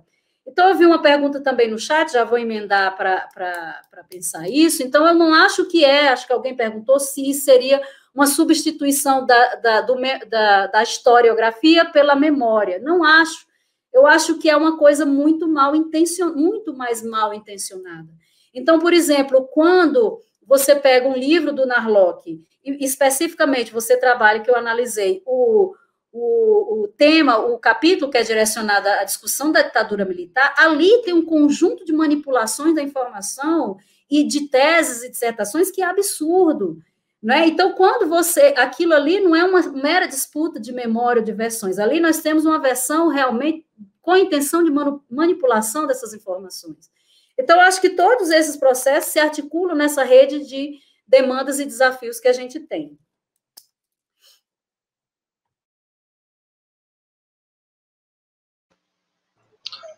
Bom, eu acho que vou ser bem breve, que eu me sinto bem contemplado pela fala da Sônia. Um ponto, vi que a Patrícia Valim fez um comentário aqui no final, interessante citar o texto que ela publicou com a Alexandra Velar, tentando pensar que no nosso tempo, talvez nós estamos assistindo à emergência de uma governmentabilidade negacionista, né? Que a partir do que eu estudo com o Valdeir, a gente poderia dizer até que é uma fusão do atualismo, da governabilidade algorítmica com a negacionista. E aí, se isso for verdade, o que a gente tem que fazer do ponto de vista do ensino, mas do ensino que eu digo até na universidade, não só o ensino na educação básica, o que a gente tem que fazer, em primeiro lugar, é levar a sério essas produções. Então, por exemplo, levar a sério o Narlock, o Brasil Paralelo. O que significa levar a sério? É levar esse tipo de produção, igual um pouco o Fernando Nicolazzi também fez. É pegar o Brasil Paralelo, e alguém falou que desconstruir, mas usá-lo como uma fonte, como um objeto de análise. Porque esses materiais estão circulando socialmente no YouTube, no Casal Nostalgia, em milhares de lugares. Então, trazer esse material, ou seja, trazer um material de disputa pública, de falseamento do passado que estão circulando na arena pública para dentro da sala de aula e torná-lo objeto de reflexão é um caminho. O segundo caminho que eu acho que é importante, insisto muito nisso, é que a gente possa discutir temas sensíveis e presentes, o racismo, a homofobia, o patriarcalismo, a violência. Então, todos esses temas sensíveis da nossa história, pensá-los não só na longa duração, mas pensá-los nas suas descontinuidades também, é fundamental. Então, acho que trazer o presente, ou as questões que estão latentes, as violências, as injustiças, para o foco, para a análise, ou seja, uma análise engajada no nosso tempo é necessário, e eu acho que é levar a sério essas produções e não entender. Durante muito tempo, muita gente achou que o Narlock era uma piada, que não merecia ser levado a sério pela pesquisa histórica e pelos historiadores. E ele ganhou uma boa parte, eu acho, da visão de história bolsonarista, para dizer assim. É uma mistura de uma leitura olavista do passado, meio monarquista, e narlockiana. Então, isso está sendo difundido socialmente. O pior, para ficar dentro do que a gente está discutindo aqui, o pior cenário é negar essa realidade, que nós também negamos, né? Ou seja, que o negacionismo existe, que as fake news existem, que a desinformação existe. Então, levá-las a sério, e aí não tem fórmula, mas eu acho que é importante levar a sério, porque, de fato, são estruturas de comunicação, de convencimento político, e diria até de manipulação social inimagináveis. Por isso que é difícil dizer que, por exemplo, que o Bolsonaro é fascista, porque tem traços fascistas, dialoga com uma tradição autoritária, mas é algo além disso. Mesmo o fascismo não sonhou com um sistema de comunicação e de manipulação de dados como a gente tem hoje. É um absurdo, depois de tudo que a gente assistiu ao longo dessa pandemia, que 40% das pessoas, e muitas delas informadas, e as elites brasileiras ainda apoiam esse presidente. Isso é importantíssimo mesmo. A gente negou tanto tempo, né, se negou a ver nada. O Olavo de Carvalho também, eu acho que a ferramenta essencial para pensar, compreender o presente é a gente se debruçar sobre essas figuras, né, sobre o conhecimento para segurar bem o estômago ali, tomar um antiácido antes e encarar, porque, né? Luiz, tem mais questões? Sim, só faltam 3 perguntas. A pergunta da Thaís Daniel diz: professores, vocês entendem que o revisionismo e o negacionismo estão associados à tentativa de tornar narrativas memorialísticas em narrativas históricas? E 2 perguntas da Isa Andréa. Para vocês, vivemos um novo paradigma historiográfico, o pós-moderno? E a mesma pergunta é isso. Gostaria que você falasse mais um pouco sobre como combater esse negacionismo, a produção massiva de fake news.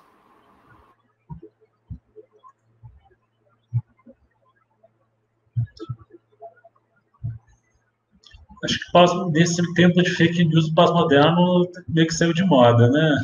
Não tem sido muito usado mais, não. Mas o que é somos modernos?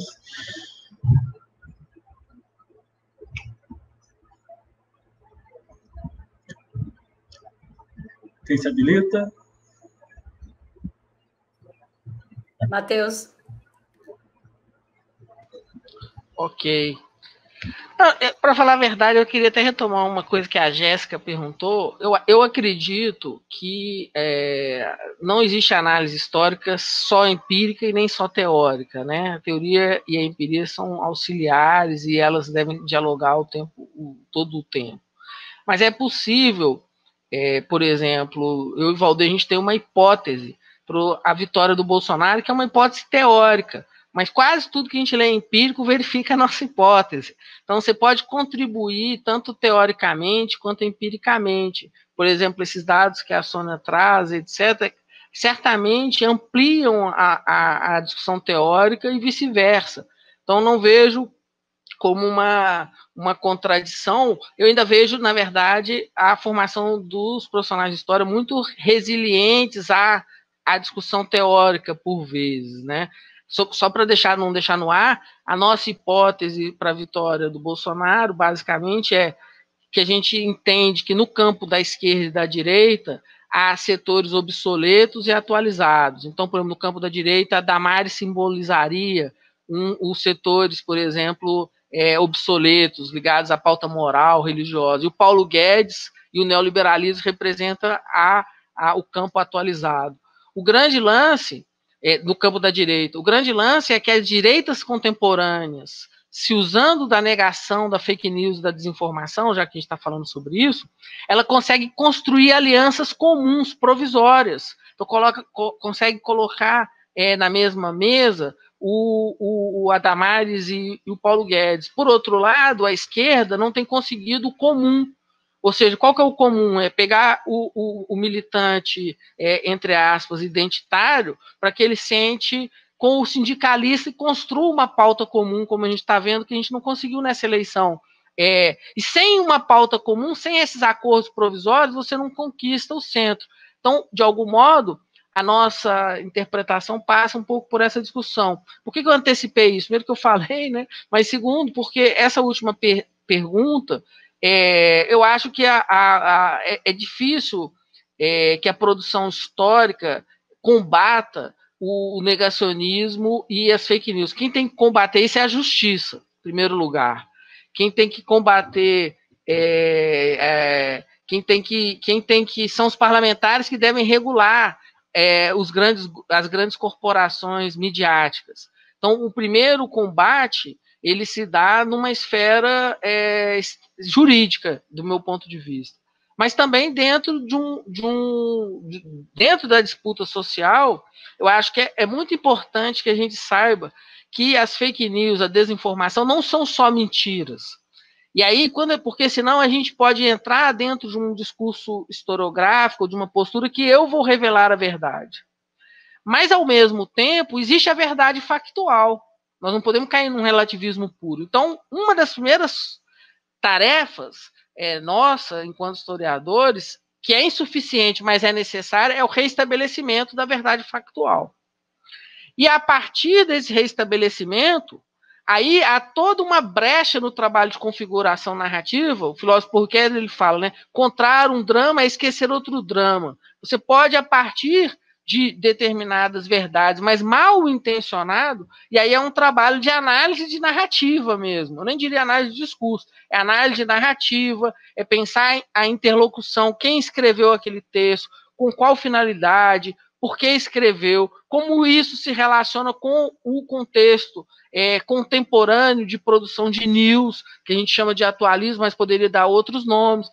Então, ou seja, como a era da desinformação coloca o fenômeno, por exemplo, da ideologia. Então, existe uma série de questões que nós podemos atuar, mas sempre entendendo que há limites, ou seja, há uma esfera do combate que é dentro da esfera jurídica.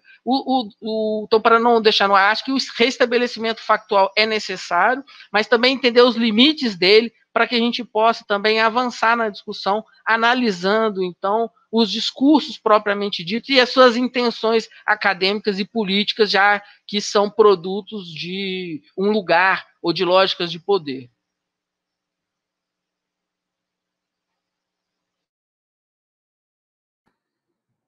Bom, eu concordo com todas essas questões que Matheus pontua. Eu penso que as coisas, o aspecto empírico e teórico é fundamental que eles caminhem juntos, né? Não dá para a gente estabelecer essa hierarquia. E hoje, mais do que nunca, né, estabelecer esses protocolos a partir da utilização de registros das análises é importantíssimo, porque eu sempre digo, às vezes, para meus orientandos, ele faz uma dada afirmação, eu digo, tirou de onde? Fez isso como? Né? A partir do que chegou a essa conclusão? Então, sim, é fundamental. Eu estava até pensando sobre a minha própria prática de pesquisa dos últimos anos, né? Eu me vi na necessidade de construir gráficos, porque eu estava trabalhando com uma quantidade tão grande de dados e num curto espaço de tempo, por exemplo, analisando essa produção de redes sociais ao longo de uma década, que para a gente aparentemente não é um tempo curto, digamos assim, de análise, mas quando você coloca uma quantidade absurda de dados, de informações, às vezes você tem que construir aquelas séries para você entender algumas coisas. Então, eu acho que esse é um desafio que nós historiadores temos que abraçar, e professores de história, né, professores também de história, e eu acho que essa defesa do conhecimento histórico passa também por essa defesa da afirmação dos protocolos de produção do conhecimento histórico. E aí, definitivamente, não vamos resolver o problema da fake news ou dessa explosão de pós-verdade, porque individualmente, assim, diretamente ele não nos pertence. Então, veja o que eu quero dizer. Isso não é uma questão que apenas um campo, ou um grupo, ou uma dimensão apenas da existência vai conseguir resolver. Porque quando a gente fala de pós-verdade, de fake news, é um conjunto de práticas que se espalha, né, ou se espraia dentro da sociedade em várias dimensões da vida. Né? E essas dimensões, o que a mentira produz, por exemplo, em 2018, olha o tamanho do desafio. Em 2018, foram criados no Brasil 1 milhão de grupos de WhatsApp, especificamente grupos de divulgação da notícia. É claro que o que aconteceu? Os anos de 2016 é um ano exemplar, o 2016, porque ele descortina a violência brutal que é essa gestão de dados, né? Com a eleição de Trump e do Brexit, isso ficou muito claro, o processo de manipulação e o escândalo da Cambridge Analytica. Então, isso descortinou para todos que quisessem ver, não é, como essa gestão de dados é feita, como ela é vendida e como ela é manipulada. E isso se revelou em 2018 aqui no Brasil, porque se tem todo um conjunto de estrutura política conservadora, de emergência de debates que nós temos na nossa cena pública, acrescentou-se aí o problema dessa difusão em massa. Né? Estima-se que em 2018, 98% dos eleitores tenham sido atingidos por fake news. E muitas dessas fake news, e aí vem a diferença dessa ideia de pós-verdade, porque essa ideia de pós-verdade, ela se liga a uma matriz moral que é muito difícil de ser combatida. Então, é aquela coisa que o sujeito, a pessoa, resolve acreditar porque ela quer acreditar. porque aquela determinada informação vai ao encontro de elementos morais, religiosos, comportamentais, que às vezes ela entende como corretos, e aquela informação se agrega àquilo. Então, ela não quer saber se tem uma base factual ali. Esse é um dos grandes problemas que nós temos que enfrentar. E se enfrenta com a justiça, se enfrenta com a necessária regulamentação dessas grandes empresas, dessas mega empresas de mídia que circulam, que controlam dados. Para mim, é uma coisa muito clara: enquanto não houver uma regulamentação sobre essas empresas como Facebook, Google. Gente, a empresa Facebook hoje, ela gerencia dados de mais da metade da população da humanidade. Então, esse é um potencial de capital que nunca é muito maior do que se pensava do capital do petróleo, de qualquer capital financeiro. É um capital que é desse nosso tempo e é algo muito difícil de se imaginar. Você tem uma empresa que controla mais da metade dos dados, muito mais da metade dos dados da população mundial.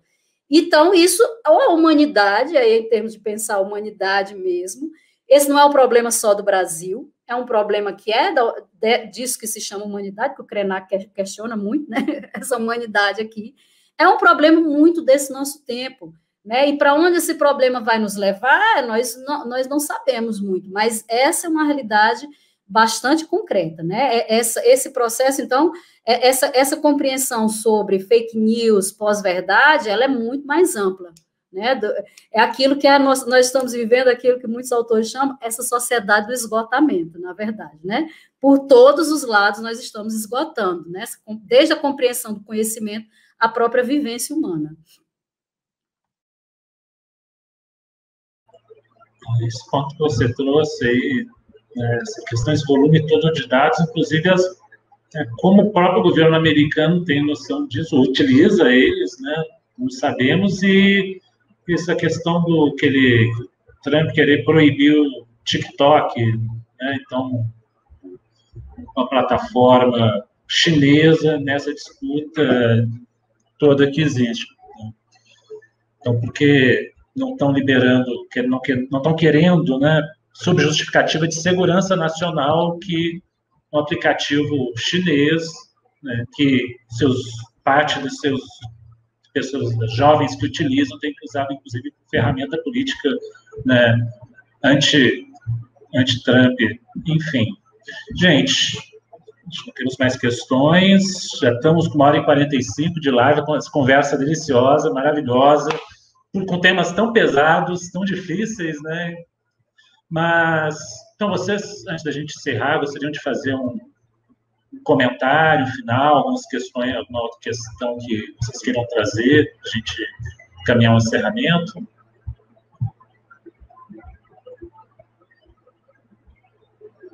Matheus? Não, eu estava apontando para a Sônia. Primeiro a Sônia, depois eu falo.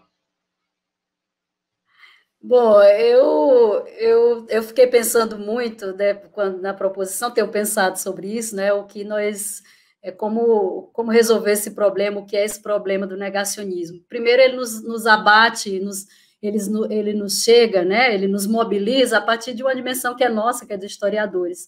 Mas, na verdade, o problema da negação hoje é muito maior, né? Ela é a negação, muitas vezes, da própria forma como essa sociedade ela tem se compreendido e tem se visto. Por que eu estou dizendo isso? Eu estava preparando a fala, né, até tinha organizado, e eu li uma matéria, muito rapidamente, que surgiu na minha timeline aqui, eu li uma matéria de um menino de 16 anos que queria passar, que o ideal de vida dele é passar por uma cirurgia, por 40 e tantas, sei lá, cirurgias plásticas para se transformar no Ken humano, né? E a mãe dele disse que, apesar de ter medo dessas várias cirurgias pelas quais ele quer passar, ela acha que ele tem que ser, e a frase é essa, ele tem que ser aquilo que ele é. E isso me fez pensar muito como essa dimensão da negação, ela está para além da produção do conhecimento, é o próprio sujeito que se nega. Eu acho que essa é uma produção que ela é também cultural, a negação é uma produção cultural e subjetiva, que ela tem se organizado dentro de uma sociedade que tem perdido esses parâmetros subjetivos por essa avalanche de demandas que a gente tem assistido muito rapidamente. Então, o fato de um garoto de 16 anos, pobre, negro, morador do interior de São Paulo, querer se transformar no Ken, para mim, é a forma mais radical da negação, né? E, para mim, ela diz também que o nosso problema na nossa sociedade é muito mais complexo, né? O problema do negacionismo hoje é muito mais complexo. Ele diz respeito a essa profundidade da própria construção subjetiva dessa sociedade. Obrigado, quero dizer que foi um enorme prazer, né, estar nessa boa conversa hoje com o Leon, né, Matheus, uma pessoa querida, que a gente sempre se encontra aí pelo mundo, né? O mundo agora se resumiu a esse quadrado, mas daí a pouco a gente espera que ele se amplie de novo, e com o Luiz Felipe, que esteve com a gente nos ajudando, tá? Sônia, eu diria, então, a partir do que você disse, que a gente deseja que o mundo volte a ser redondo, né? Mas, enfim, eu gostaria só de destacar 5 pontos. Primeiro, volto à minha fala inicial, agora tentando, apesar que os conceitos eles são fluidos às vezes, é preciso criar algum tipo de distinção, né? Então, frente ao negacionismo histórico, nós também temos o revisionismo, a revisão histórica honesta. E a revisão histórica honesta, ela diz respeito primeiro a mostrar a complexidade, e um pouco sobre isso que a gente falou aqui todo o tempo, né? A complexidade do passado, que nenhum processo histórico é homogêneo, nenhum processo histórico é determinista, que os processos históricos bem ancorados na documentação, no poder de veto das fontes, eles podem ser interpretados de diversas formas, e essas diversas interpretações, até os conflitos de interpretação, são salutares para uma historiografia, para uma historicidade democrática. Então, defender a democracia é também defender, num certo sentido, o revisionismo histórico, porque toda ciência que não quer ser, toda ciência que tem por si um conceito de ciência mais amplo, que nega, inclusive, o cientificismo, e nessa pandemia nós estamos vendo que não é só a história, ela se revisa, ela muda. Então, a OMS, no livro que a gente escreveu lá sobre a pandemia, mostra um dia a máscara é boa, outro dia não é, um dia a cloroquina é isso, é aquilo. A ciência se revisa, o conhecimento, quando ele não é produzido de forma dogmática. Então, o conhecimento comprometido com a vida, com a pluralidade, ele tem a possibilidade de rever. Até porque, como já dizia a Hannah Arendt, o perdão foi inventado porque nós somos falíveis, por exemplo. Então, a falibilidade humana é parte, sobretudo quando bem intencionada. Agora, quando nós estamos falando de negacionismo e de um revisionismo absoluto, nós estamos falando, de algum modo, de intenções políticas ligadas à manipulação, à distorção, à própria negação do passado histórico, do referente do passado. Então, há também distinções que são importantes serem pontuadas, queria pontuar aqui ao final. E, nesse sentido, por exemplo, no dia 16 de setembro, o povo Misak, na Colômbia, eles derrubaram uma estátua. Claro que a derrubada de estátua é sempre polêmico, o que fazer, o que não fazer, mas eles derrubaram uma estátua de um colonizador que deu início a séculos de opressão e violência contra aquele povo. E aquilo não é uma atualização atualista nesse sentido de reprodução da realidade por ela mesma, que abre brechas para o negacionismo histórico. Do nosso ponto de vista, essa ação é uma atualização histórica potente, porque o passado ele pode ser repensado, reatualizado a todo instante, mas para fins de quê? De transformação no sentido de impor ou de construir uma sociedade mais justa, mais humana, mais fraterna. Acho que esse é o desafio. Todos nós que, de algum modo, né, vi que tem muita gente aqui que é estudante de graduação, todos nós que fazemos história, não desanime, o contexto atual é ruim, mas todos nós somos insatisfeitos com o nosso presente e até, consequentemente, com o nosso passado, e a gente acredita no poder de ação transformadora do humano. É isso que eu teria para fechar aqui e dizer da satisfação de encontrar Leon depois de 10 anos, né? E Sônia, certamente, espero, né, Sônia, que a gente possa trocar figurinhas aí no mundo redondo também em breve.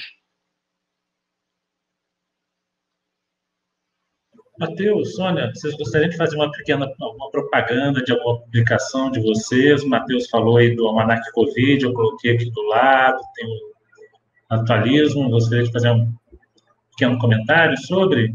Sônia também?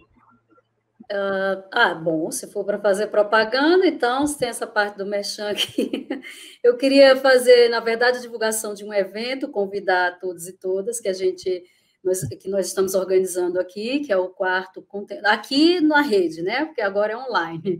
É o quarto Contemporaneidades, o Seminário Nacional de História e Contemporaneidades.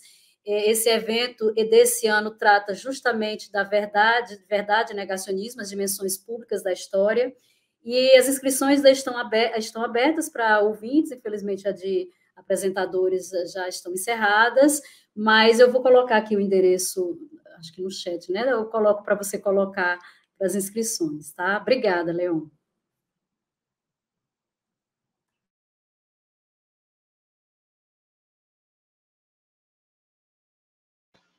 Bom, o pessoal já está falando que sextou, não tenho nada para acrescentar, mas na nossa página lá do academia.edu, quase tudo que a gente tem produzido está lá.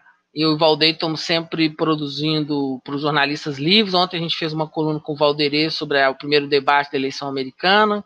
E tem o nosso livro, o Almanac da Covid, que é uma tentativa também de construir um texto histórico para um grande público, em uma linguagem acessível, interessante. Quem tiver interesse em continuar estudando ou debatendo essas questões, também estou sempre à disposição no meu e-mail.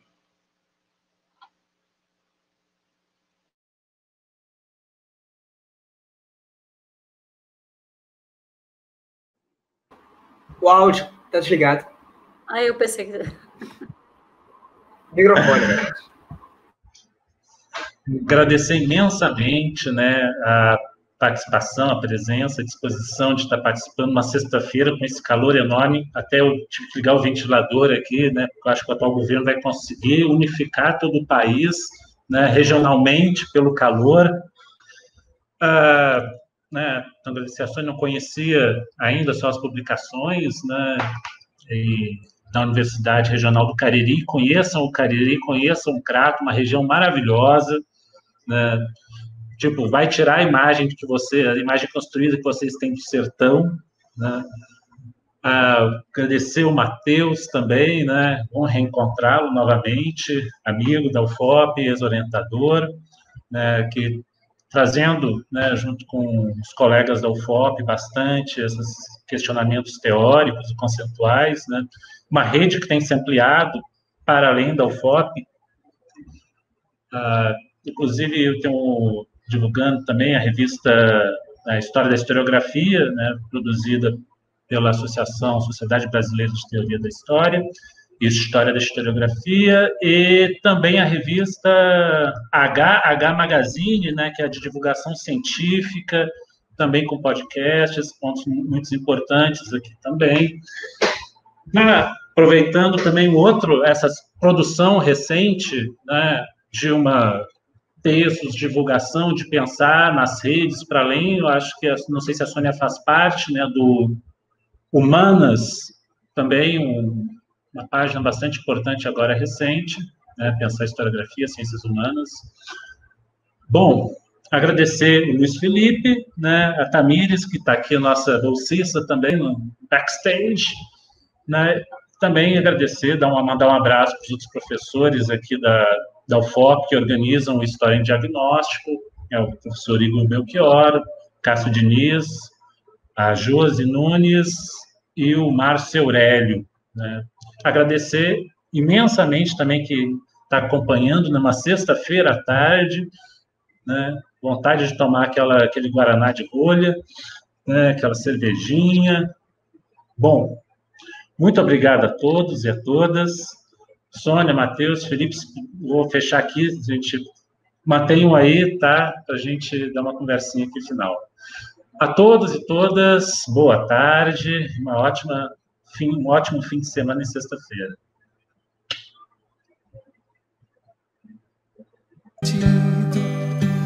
E todo